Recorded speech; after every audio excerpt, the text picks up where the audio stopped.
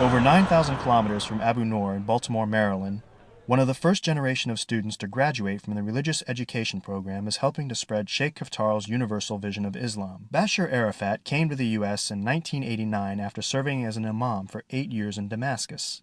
Sheikh Ahmed Keftaro, the Grand Mufti, my Sheikh, would tell us all the time how the West is in need to know the true message of peace and love and mercy of Islam. Imam Arafat became the Muslim chaplain for both Johns Hopkins University and the Baltimore City Police Department.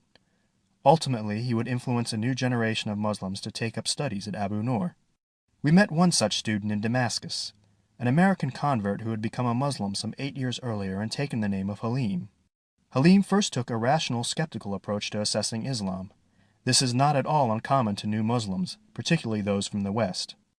I was listening to an argument between a Christian and a Muslim, and I basically didn't feel like listening to it. And so I told them both to get away from where I was because they were both wrong. And I told the Christian why he was wrong. I used to study Christianity, and I told him why he was wrong, gave him the evidences. He got mad and left. And when I tried to do the same with the Muslim, he showed me that I was wrong. And I was very arrogant. I didn't want to be wrong. So I started to study to try to find faults so that I could go back and say, see, I was right, mashallah. And this didn't work out like that.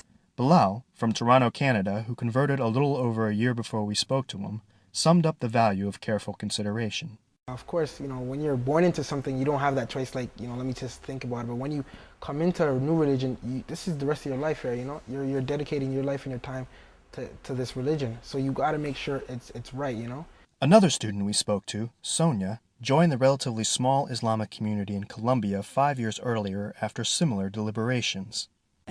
First, I met some Muslims in the United States.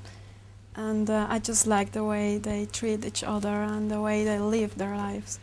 And then when I came back to Colombia, I started looking for information about Islam, and I read so many books about Islam, and I went to talk to the Sheikh in Colombia, in Bogota, and I asked as many questions as I have. So I don't know, after a few months, I was just so convinced about the truth of Islam.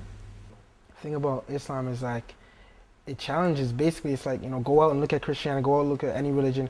We know where you're going to come back because Islam is the truth and we know those aren't the truth, But any other religion, they won't tell you to do that, because they don't want to take that chance and lose you, They don't want to lose a follower, right?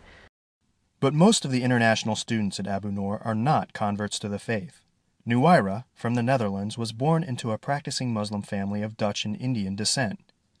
As with all the students we spoke to, she came to Abu Noor primarily to study the Arabic language, but only after completing a degree in Islamic studies in Holland. Islam for me is important in all aspects of my life. I mean, I studied for, 8 years about Islam at the university. Now I'm here at Abu Noor. I mean, so it gives me the, impulse to study and to learn more. Many of those we met studying at Abu Noor came from academic and professional backgrounds, such as Saeed, a Muslim native of India who now lives in the United States and works as a biology teacher. For him, the spiritual discipline of Islam plays a central role in his work. So following Islam makes you very peaceful and very kind, affectionate, and very understanding of people. So in that sense, as a teacher, it really helps me to be very patient. Islam gives you that ability to, go step by step. It doesn't force you into learning everything at once, you know what I'm saying? It tells you, take your time, because this is a big thing. You're changing your entire life here, right? And we don't want, you don't want to just take everything all at once and then you just I can't handle this, In the Quran, Allah says, La ikraha fi din, you cannot force anybody to accept Islam. So I apply that for everything. You cannot force anybody to do anything. So that's what Islam is talking about.